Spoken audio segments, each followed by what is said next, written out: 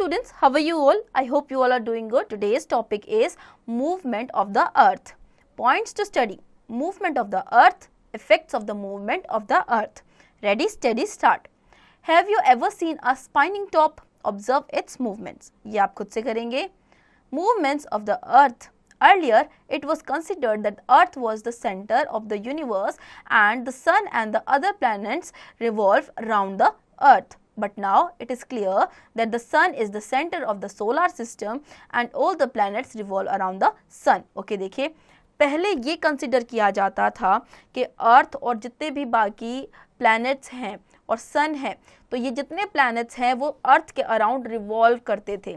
लेकिन अब ये क्लियर हो गया है कि सारे प्लैनेट्स, जितने भी प्लैनेट्स हैं, 8 प्लैनेट्स, वो सन के अराउंड रिवॉल्व करते हैं.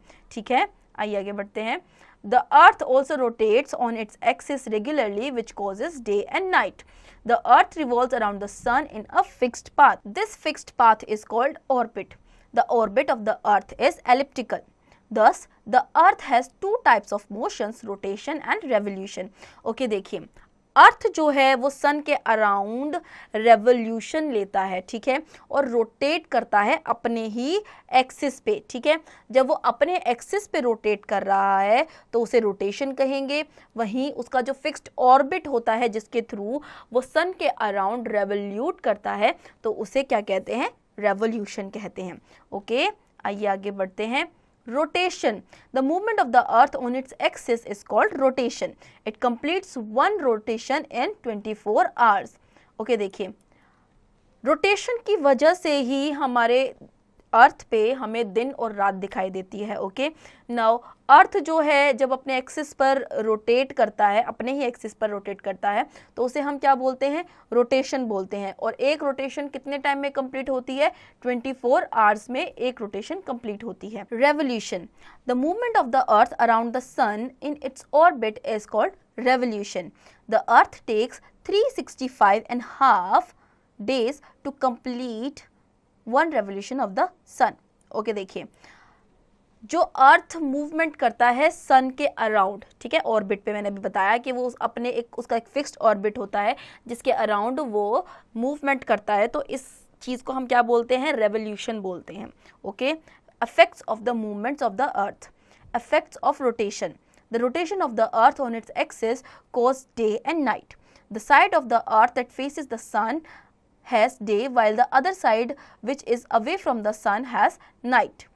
As the earth rotates on its axis, the two sides of the earth face the sun alternatively for 12 hours, experiencing day and night respectively. Okay, देखिए, जब अर्थ अपने एक्सिस पर रोटेट करता है तो रोटेशन के वक्त अर्थ का जो हिस्सा सन की तरफ फेस कर रहा है उस हिस्से में दिन होता है, डे होता है, और वो हिस्सा जो सन से अलग होता है, दूर होता है, मतलब कि ये साइड वाला हिस्सा, यहाँ पे क्या होता है? रात हो रही होती है. ठीक है, now the tilt of the earth is always in the direction of the north pole. This causes the days to be longer in summer and shorter during winter. Okay, जो हमारा अर्थ है वो नॉर्थ पोल से थोड़ा सा tilted होता है सन की तरफ. ठीक है, जब वो सन की तरफ टिल्टेड मतलब कि हल्का सा झुका हुआ होता है, इसके ऐसे होने की वजह से क्या होता है?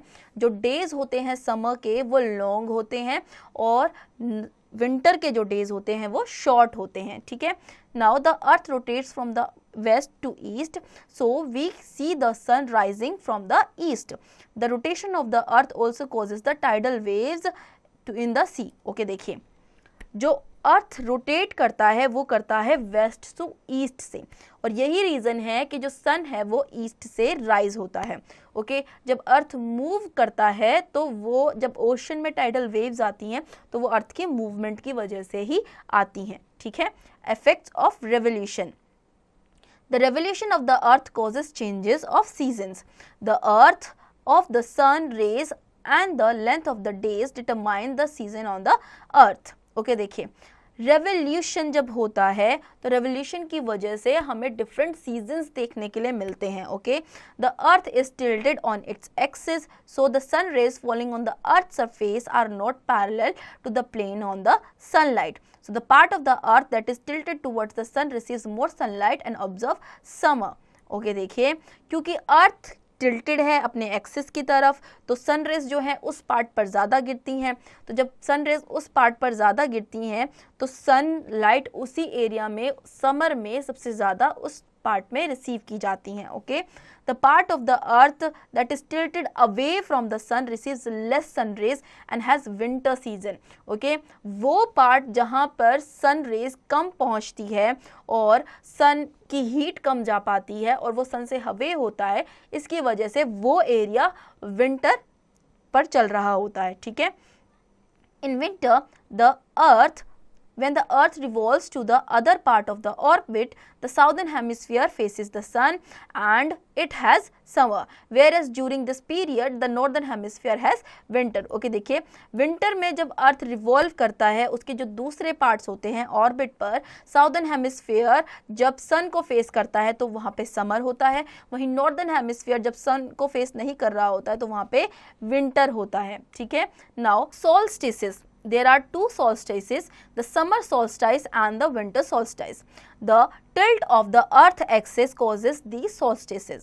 When the tilt of the earth axis is oriented towards the or away from the sun, the solstices happen. The tilt of the earth axis causes the hemisphere to point directly towards or away from the sun. Okay, देखिए to सॉल्स्टिसेस होती हैं। Okay, एक summer की होती है, एक winter की होती है, और ये सॉल्स्टिसेस कॉज होती हैं because of the earth axis. ठीक है, जब अर्थ टिल्ट होता है, एक्सिस उसकी टिल्टेड होती है और it is away from the sun, तो सॉल्स्टिस जो है वो हैपन होती है। ठीक है, जब अर्थ की एक्सिस जो है टिल्ट होती हैं अगेन, उससे हेमिस्फीयर का जो पॉइंट है डायरेक्टली पास में या फिर अवे होता है किससे, सन से। Okay, this causes change in seasons. In the northern hemisphere, the months of June, July, August and September have longer days and shorter nights. So these months are hotter.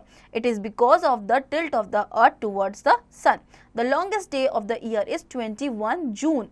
It is called the summer solstice. Okay, देखिए ये तब होता है, ये जब ये सारी चीज़ें हो रही होती हैं, सोल्स्टाइस हैपन होता है, तो इसे क्या बोलते हैं, इसकी वजह से क्या होता है, सीजन्स डिफरेंट हमें देखने के लिए मिलते हैं। ओके, अब नॉर्दर्न हेमिस्फीयर में हमें मंथ कौन कौन से, जैसे कि जून, जुलाई, अगस्त, सितंबर, ये इनके जो डेज होते हैं ये काफ़ी लॉन्ग होते हैं, मतलब कि यहाँ पे समर चल रहा होता है, उस टाइम पे शॉर्टर नाइट्स होती हैं। ओके, और ये मंथ्स क्या होते हैं, हॉट होते हैं, और ऐसा इसलिए होता है क्योंकि अर्थ उस वक्त टिल्टेड होती है किसकी तरफ, सन की तरफ। ओके, तो लॉन्गेस्ट डे जो होता है वो 21 जून होता है और उसे हम समर सोल्स्टिस कहते हैं। Okay, the southern hemisphere experiences winter at the same time. During the month of the December, January, February and March, the southern hemisphere faces the sun directly and the northern hemisphere receives indirect rays of the sun due to the tilt of the earth axis. Okay, देखिए ठीक इसका opposite होता है, क्योंकि हम northern hemisphere में हम क्या एग्जामाइन कर रहे हैं, समर एग्जामाइन कर रहे हैं, क्योंकि वो टिल्टेड है टुवर्ड्स द सन। ठीक है, और उसका जो ऑपोजिट डायरेक्शन हो गया, जो कि हो गया आपका साउदर्न हेमिस्फीयर, वहाँ पे सन रेज जो है बहुत कम जा पा रही हैं, तो वो क्या एक्सपीरियंस कर रहा है, वो विंटर एक्सपीरियंस कर रहा है। और ये किन मंथ्स में होता है, दिसंबर, जनवरी, फरवरी और मार्च में। ठीक है, अब देखिए आगे, so in the northern hemisphere the days are shorter and the nights are longer. There is winter season in the northern hemisphere. December 22 has the longest night. It is called the winter solstice. देखिए अब northern hemisphere winter examine कर रहा है, winter को देख रहा है, और विंटर में क्या होते हैं, आपके डेज शॉर्टर होते हैं और नाइट जो होती है वो लॉन्गर होती हैं। तो दिसंबर 22 वाले दिन जो नाइट होती है वो सबसे ज़्यादा लॉन्ग होती है, इसे क्या बोला जाता है, विंटर सॉल्स्टिस बोला जाता है। Okay, extra shorts. During winter the south pole gets 24 hours of daylight. Winter में साउथ पोल को 24 आवर्स की लाइट मिलती है, डे लाइट मिलती है। Okay, equinox, equinox means equal, it refers to equal day and night. There are 2 dates in a year when we have equal days and equal nights. This happens on 21 September and 21 March. These are called autumn equinox and winter equinox respectively. Okay देखिए, equinox का मतलब होता है equal, okay इसका मतलब होता है equal day और इक्वल नाइट हमें मिल रही है, ठीक है। तो ऐसी दो डेट्स होती हैं जिसपे हमें इक्वल डे और इक्वल नाइट मिलती है। वो इक्वल डे मतलब कि 21 सितंबर और 21 मार्च, ये दो दिन ऐसे होते हैं जिनमें हमें इक्वल डे और नाइट मिलती है, ओके। इन्हें हम क्या बोलते हैं, ऑटम इक्विनॉक्स या फिर विंटर इक्विनॉक्स बोला जाता है, ओके। आइए आगे बढ़ते हैं। Oral skill, what is the centre of the solar system, how many movements does the earth have, ये आप खुद से करेंगे। Keywords, consider, to think about something, elliptical, oval shaped, alternatively one by one. Let's recapitulate. Earlier, it was considered that the earth was the center of the universe. But now, it is clear that the sun is the center of the solar system. The earth has two types of movement, rotation and revolution. The rotation of the earth on its axis causes day and night. The revolution of the earth around the sun causes change of the season. There are two solstices, the summer solstice and winter solstice. There are 2 dates in a year when we have equal days and nights. So students, I hope आपको ये chapter समझ में आया होगा। अब इसके exercise की practice आप खुद से करेंगे।